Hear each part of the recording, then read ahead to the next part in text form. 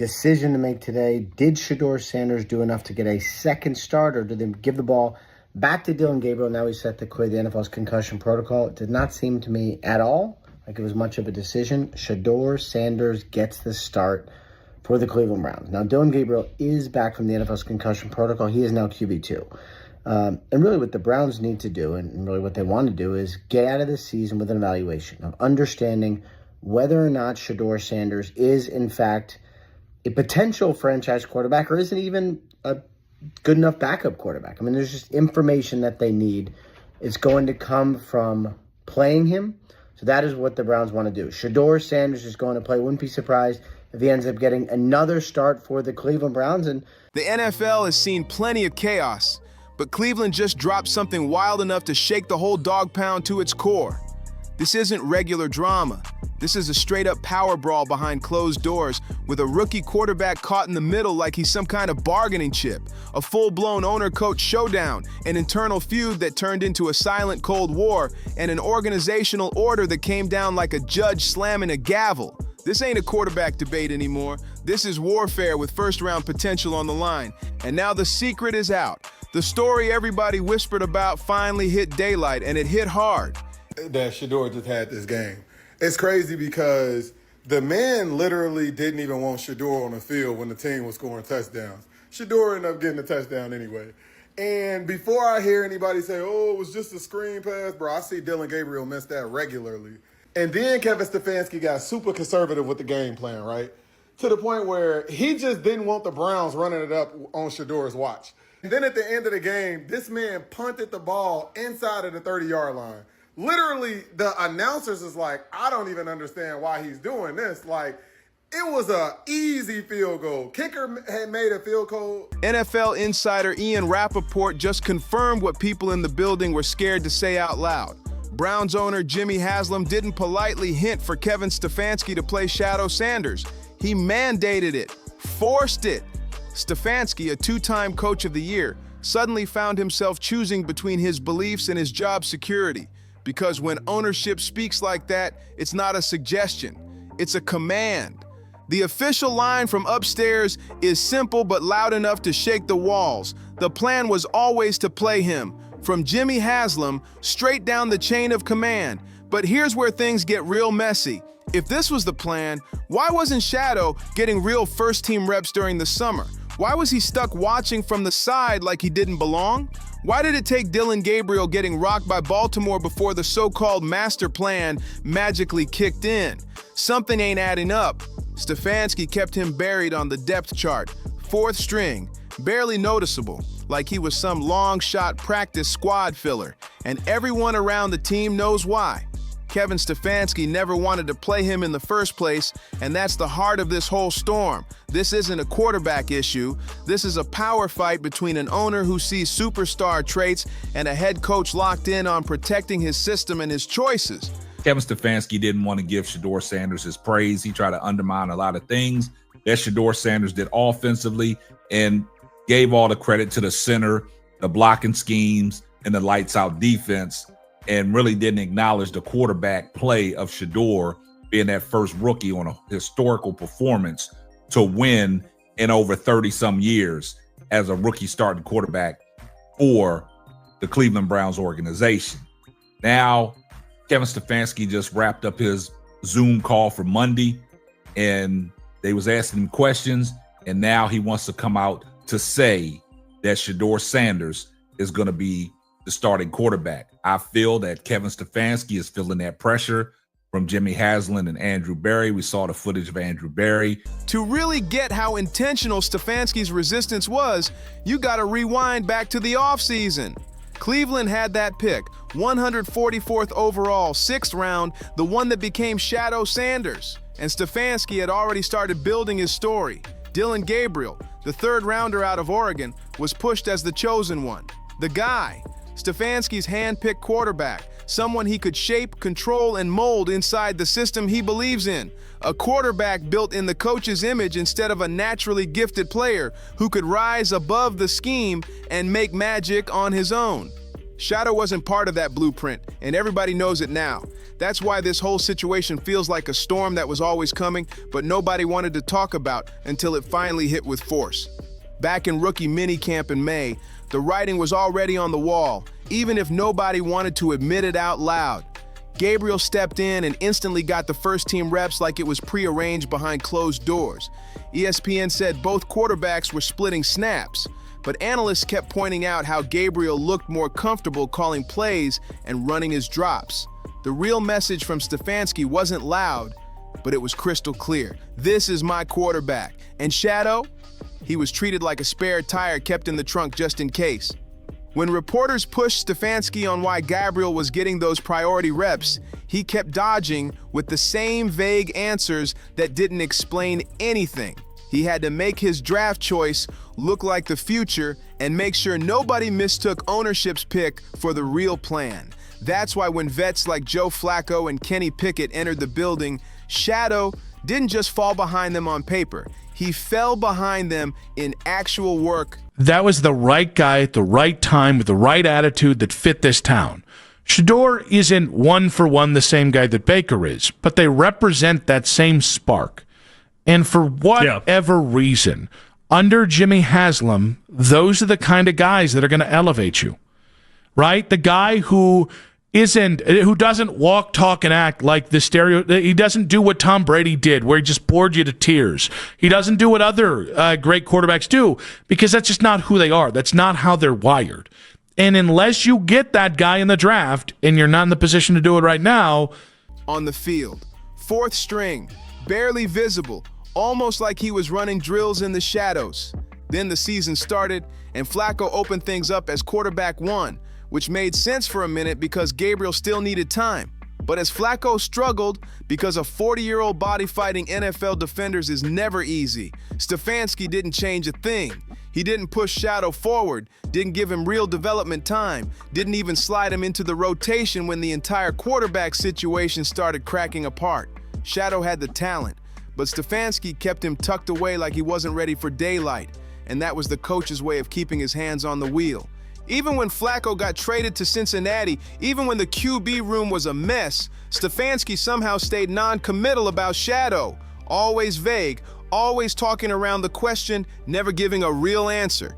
Liking Shedeur Sanders. Now, we know his grandkids were spotted at the game rocking Shedeur Sanders jerseys, and I'm here to tell you, the way it's looking, Jimmy Haslam is speaking highly of Shedeur. He's confident in Shedeur.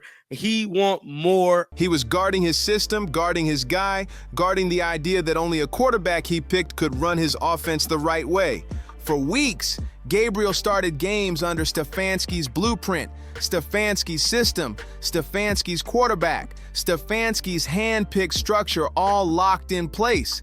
It didn't matter that Gabriel was up and down or that the offense kept stalling out like an engine with bad wiring. Stefanski wasn't just calling plays. He was protecting his whole philosophy, and part of that meant keeping Shadow nailed to the bench like he wasn't built to shine. But then came Baltimore in Week 11. Gabriel went down with a concussion, and the whole plan cracked open right there on the field. Suddenly, Shadow Sanders was the only option left, and he finally stepped onto the NFL stage for real. For most late-round quarterbacks, a moment like this is the dream.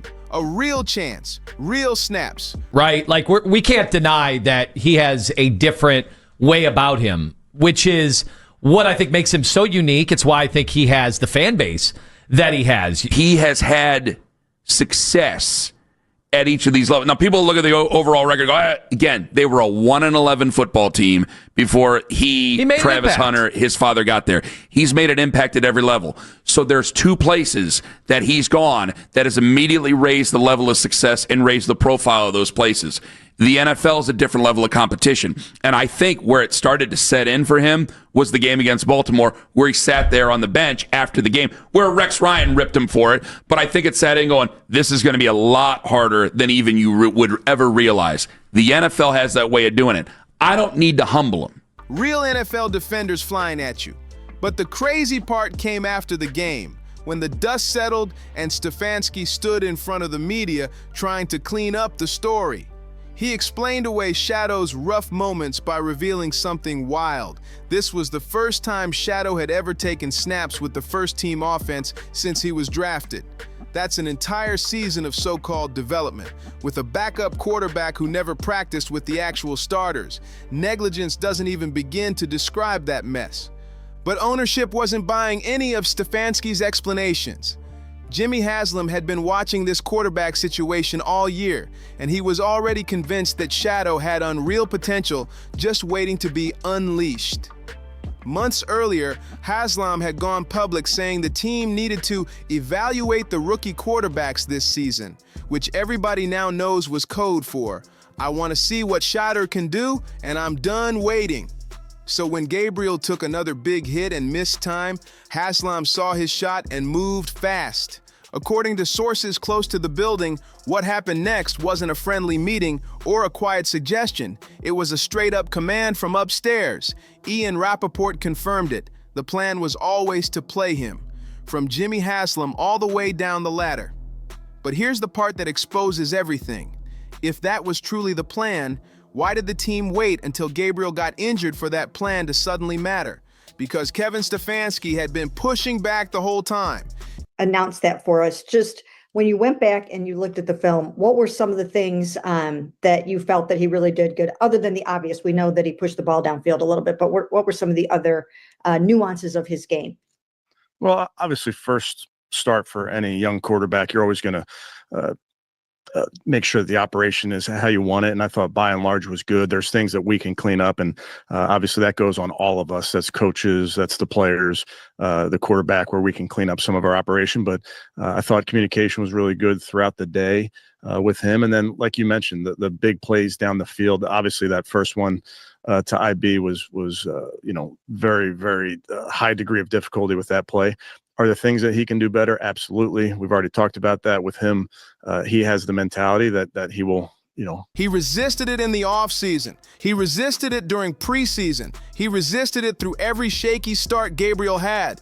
Stefanski wasn't just slow. He was actively blocking the move until ownership finally stepped in and shut the whole debate down.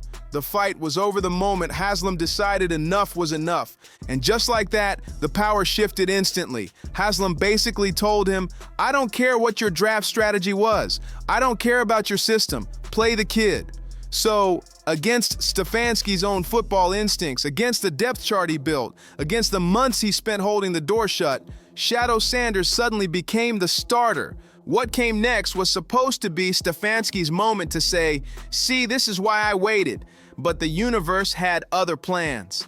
Shadow stepped in and delivered a debut straight out of a highlight reel. 11 completions on 20 throws, 209 yards, a touchdown, a pick, and a big-time win.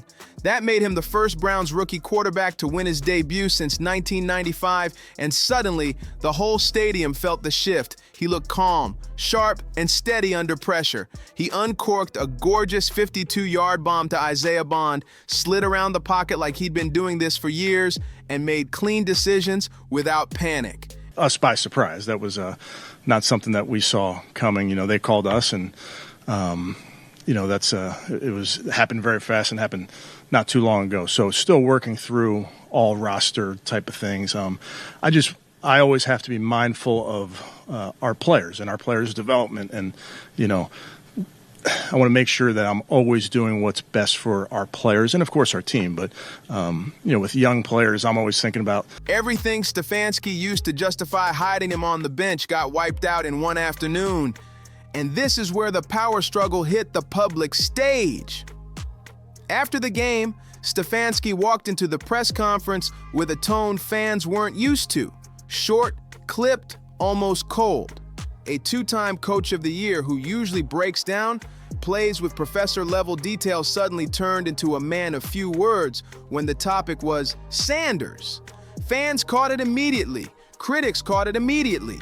People started whispering that Stefanski was resentful or annoyed because the rookie he tried to hide had just made him look wrong in front of the whole league. But behind that tension, something deeper was going on. Stefanski wasn't trying to bury Sanders. He was trying to stop the story from exploding even bigger. This wasn't resentment. This was strategy. He didn't want to be the coach who accidentally added gasoline to a situation he no longer controlled. He was coaching a player he never wanted to start, under orders that embarrassed him publicly, while the entire NFL watched to see whether he had been right or just stubborn from the beginning.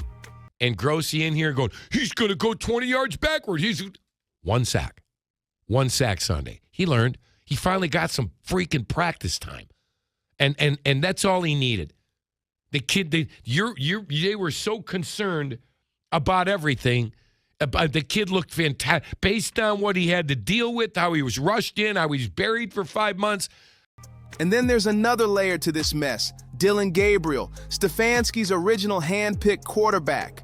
Gabriel became the silent casualty in this whole war. He started 5 games, showed flashes, but never fully owned the offense. Stefanski gave him every advantage: first-team reps, early opportunities, and the type of patience a coach gives to his chosen guy. But Gabriel's own body made the final decision that the front office didn't want to make. The concussion didn't just sideline Gabriel, it pushed him further out of the picture. And when he finally cleared the concussion protocol, the truth behind the power struggle showed itself even louder. When Gabriel finally cleared concussion protocol, the whole quarterback room felt the tension hit a new level. He walked back into practice expecting his spot to be waiting for him, but the air had shifted and everybody in that building felt it. This wasn't the same depth chart he left behind. This was a locker room that had just watched Shadow step in and deliver something the team hadn't felt in years. Confidence, momentum, a spark that didn't come from Stefanski's system, but from raw ability and energy the players instantly rallied behind. Gabriel returning wasn't just a medical update. It was a reminder of Stefanski's original plan trying to claw its way back into relevance. But the problem was simple. The team had already seen what Shadow brought to the field. They saw the arm talent, the composure, the presence that made defenders adjust and receivers wake up. And even though nobody said it out loud, everyone knew Shadow had changed the vibe of the entire offense. Stefanski was in a tough spot, and he knew it. His preferred quarterback was healthy again, but the owner's pick had momentum. The fan base was buzzing, and the locker room was quietly leaning toward the guy who made the team believe again. So Stefanski tried to balance it the only way he knew. He kept practices quiet, kept the reps vague, and kept his answers even vaguer. He refused to declare a starter right away, hoping the uncertainty would buy him time to regain control of the narrative. Start, nice job, Shedeur. Well done. Well done, Shedeur. Well done.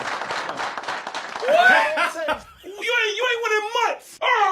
Shedeur, hey, good job over there, buddy. What? Like, dog, everybody's waiting to see what this kid can do. And then he gets a chance to start. They ain't win in months. Then they finally win. And he gives him love like that. Hey, huge play. Huge play. Harold making a big play. And then another rookie making his first start. Nice job, Shedeur. Well done. Yeah. I have historically, if you will, caped for Stefanski, especially on this show.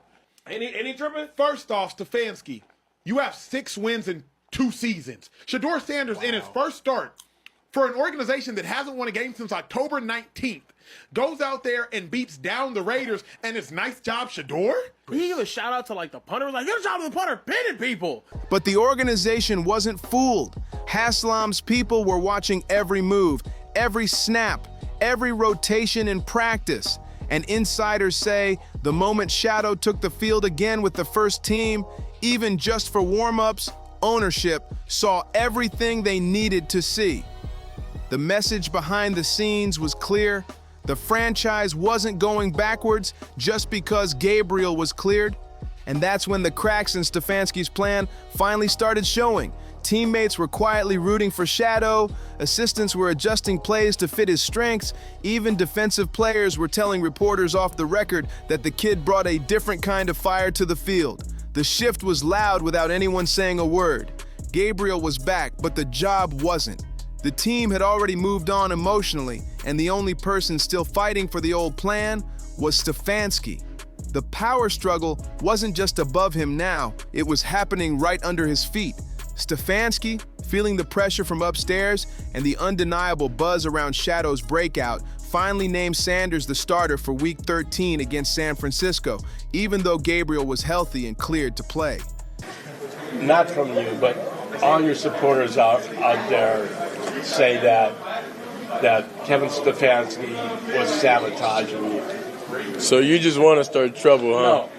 No, I want to ask you what your relationship with him is. Yeah, well, what people do outside the building isn't really in my control. It's not in my power, so I don't. You act like I go out there and tell them to do whatever. You know, that's not nothing I could control or nothing I could do. But overall, you know, I'm just happy to be here. Coach Stefanski, he's been coaching since I got here, and he's been doing a very great job. That move said everything without Stefanski having to admit a single word. The owner won the tug of war. The script flipped, and the momentum swung so hard the whole league felt it. But here's the wild twist. Shedeur Sanders handled this whole power battle with more calm than anybody expected. When a reporter tried to stir things up and hint at sabotage rumors, Shedeur just looked at him and said, "So you just want to stir up trouble, huh?" He didn't fall for it. He didn't point fingers. He didn't drag the coaching staff into drama, even though the tension was obvious. He showed grace, maturity, and poise while the entire building whispered about the behind-the-scenes fight. He even gave Stefanski credit, acknowledging the work the coach put into developing him and saying he was grateful for the opportunity. That alone shocked people because everyone knows this situation started rough. But as crazy as it sounds, people close to the team say the relationship between Sanders and Stefanski has actually improved since that nightmare debut in Baltimore. The coach didn't want to unleash him until ownership forced his hand. And once Shedeur got his shot, the talent was impossible to ignore. Now the whole franchise is standing at a crossroads, and the stakes are huge. If Shedeur keeps stacking wins and showing that spark, Haslam will look like the visionary who knew his quarterback before the coach did. And if Shedeur hits bumps or struggles under the spotlight, Stefanski will walk right back into the argument saying he was pushed into an unfair spot by ownership's pressure. Either way, this story is far from done, and the next few weeks might shape the entire future of the Browns. If you enjoyed this breakdown, make sure you like, subscribe, share, and I'll see you on the next one.